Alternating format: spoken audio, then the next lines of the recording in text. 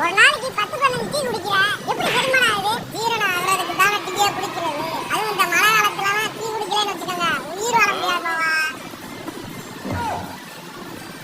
அத பாரு, ஆக டப்பிலி. ஆனா இந்த மழையில யாருக்கு ஜூஸ் ஆத்திக்கிட்டு இருக்கேன்? பாவா, ஒரு ஐஸ் இல்லாம அத்தி ஜூஸ் போடுங்க. அடிக்கிற வெயிலுக்கு ஜூஸ் குடிச்சாதான் உயிர் வாழ முடியும் பாவா. வெயில் கொள்ளுது. சார் ஒண்ணு விடு. சாவா, புரிஞ்சு குடிப்போம்ல.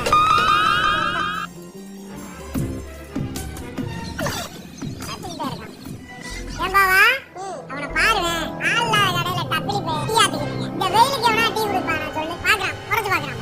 பாரு அண்ணே, பாரு.